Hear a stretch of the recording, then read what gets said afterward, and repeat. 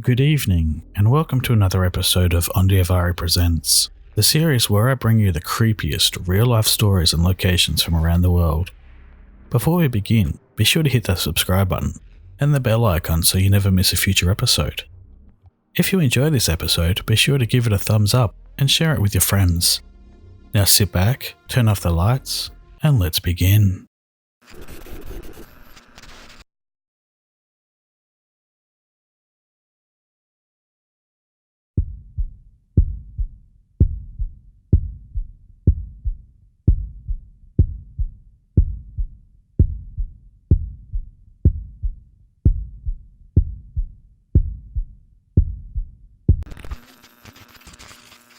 When she finally walked out, I ran to the door and slammed it.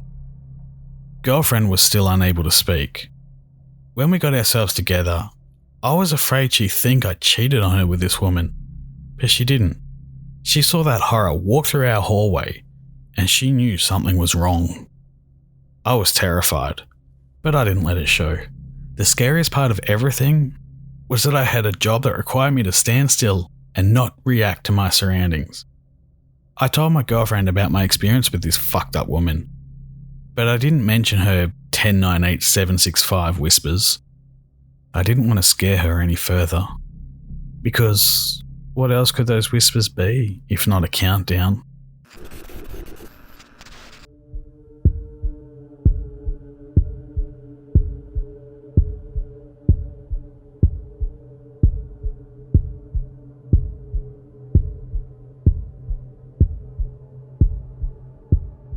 I was hesitant to call the police after that crazy whatever she was left my apartment, but my girlfriend wouldn't have it. The police were at our apartment in about 20 minutes, took our statements, woman's description, and told us to immediately call should anything else happen. But my mind was set on something else. My commander. He told me not to talk to her, and I did. And now I'm waking up in bed with her. And how the fuck did she even get into my flat? Shit, man. Too many thoughts. The next day, I went to my commander's office. "Sir," I said very carefully, "you need to understand that losing this job, no matter how shit it was, definitely wasn't on my to-do list. Sir, we need to talk." He looked up at me from his desk, and I swear to you, I swear he already knew. His face lost all the emotion. He didn't even ask what was happening. "Sit," he said as he leaned back in his chair. "Sir, I was having a hard time confessing to breaking the rules of the guard." "You spoke to her. You responded," he said as he leaned towards me. "Didn't you?" "Well, I just asked her to move. That's all." "No, not the Queen's Guard command. Did you say something else to her?" I did. If you remember, besides me yelling, "Make way for the Queen's Guard," I did say, "Ma'am, will you please..." God damn it, son. God fucking damn it. This was the first time I heard my commander curse. "Sir, who is this woman?" "I'm gonna file for your immediate removal from the Guard." He brushed me off as he opened his desk to look for something. "Sir?" I asked, not believing I was about to lose my job. "Don't worry. I'll find you something else to do. But your days in the Guard are over. Expect a transfer within the week." "Sir, but I was just..." "That's all, son. You can leave now," he said, not even looking at me. I was pissed. But then again, if I was going to keep the paycheck without having to stand in the street and deal with the tourist crazy fucking creatures, I was fine. The new schedule came out, and what do you know? I was only scheduled to work one shift that week. That was really handy because I was supposed to babysit my 7-year-old niece visiting from Birmingham, and I had already planned out the whole weekend with her. Thursday came with no further incidents with the mouth wide open bitch. My girlfriend had finally calmed down. She left back to Amsterdam that morning and in a good mood. Life was getting back on track. My shift that day was 6 to 10 p.m. in front of St. James Palace. There are usually 2 of us working there, but for some reason, I was scheduled to work alone from 9 to 10. The little wooden post is where we'd stand in case of a storm. "Okay, buddy, hang in there. Almost done," my fellow guard said at 9:02 p.m. as he marched back inside. "One more hour. One last hour of this damn job and I'm free. God, it feels good," I thought as I stood still in front of my post. Night was unusually quiet, but it was starting to rain, so I guess it was to be expected. 9:30 p.m. Still light rain. Still boring as fuck. Almost there. 9:45 p.m. Rain was picking up, so I decided to spend my last few minutes in the post. I turned around. I shouldn't have. There she was. If I were a writer, I'd use all these descriptive tools to paint a picture of how horrifying that woman looked at that night. Let me tell you, this was the single most terrifying thing I've ever seen. And I've seen a child getting killed by a landmine. The woman was standing at the door of the post. She wore a white dress that was nearly shining in the dark. But her face, fuck man, her face. She wasn't looking at me, which somehow made it even fucking worse. She was looking at the sky, or whatever the hell was up there.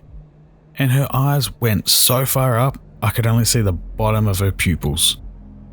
Her mouth was so wide open, I was now nearly sure it wasn't possible for a human to do this. There is something surreal about standing in front of someone who doesn't act rationally. Like, if you're getting mugged, you know they want your money. Shit, if you're getting shot at, you know they want to kill you. But the true mental horror is in not knowing what in the fuck she wanted from me. 9:49. Okay, 11 minutes of this and I can finally... She took a step towards me. Then another one. At about 2 feet from me, she stopped. She started leaning. That fucking lean. Her face stopped just short of mine. At first, her head started shaking slowly, but started to move increasingly fast. It was a small kind of shaking, as I said before. Kind of like when you get out of the shower into an air-conditioned room and start shaking.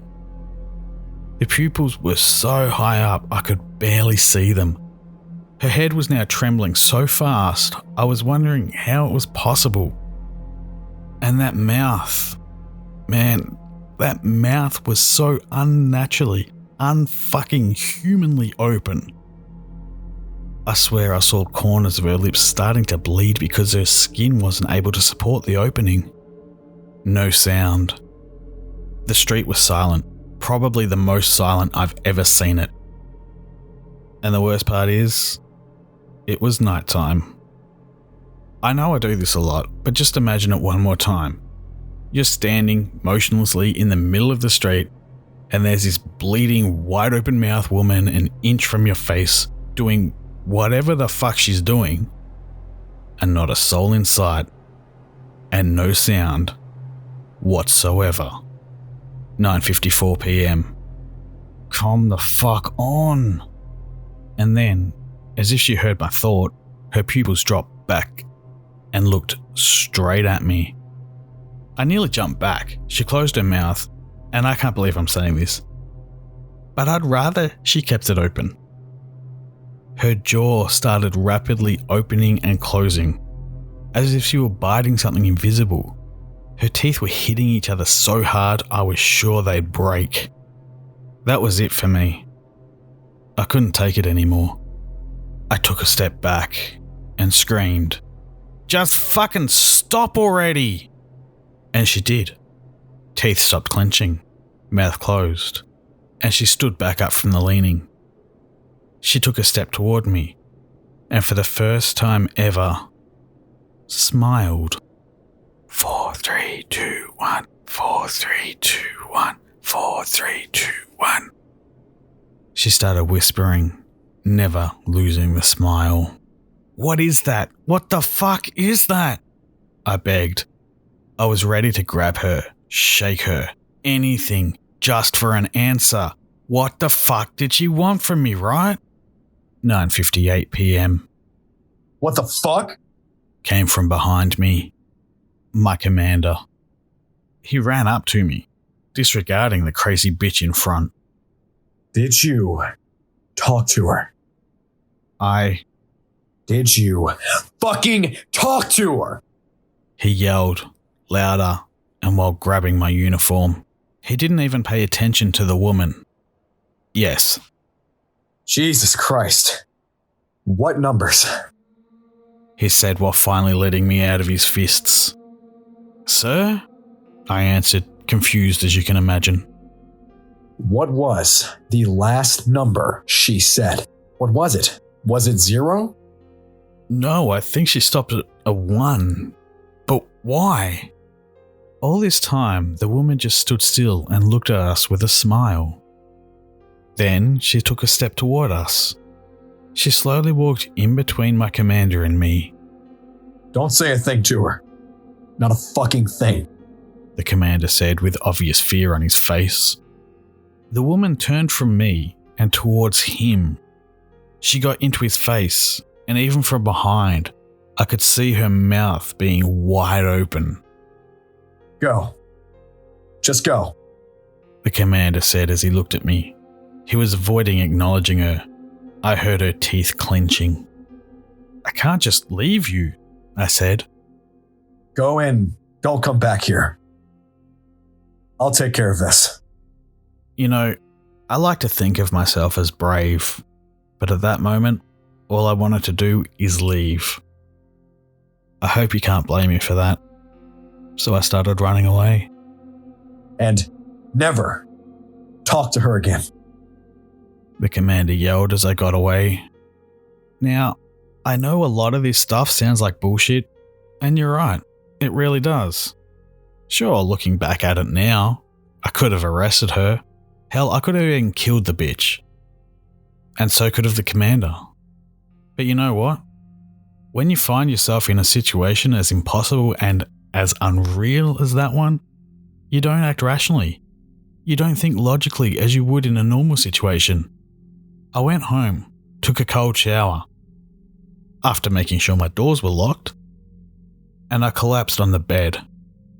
In the morning, I texted my shift buddy to see if Commander was okay, and his, "Yeah, why wouldn't he be?" text back meant he made it.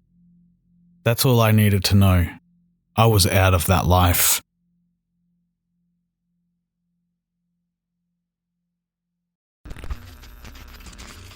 Thank you all for watching. I do hope you enjoyed this presentation. Be sure to let me know your thoughts in the comments section below, and remember to leave a like if you enjoyed this video. You can follow me on most social media and even chat with me over at the Outcast Discord server. If you really enjoy what I do, consider supporting me on Patreon from as little as $2 a month. There are rewards, sneak peeks, and other Patreon-only exclusives. There is now official Join the Cult merch available from Teespring, so be sure to check that out too. All links are available in the description below. Thank you again, and remember, it's always scarier when it's real. Good night.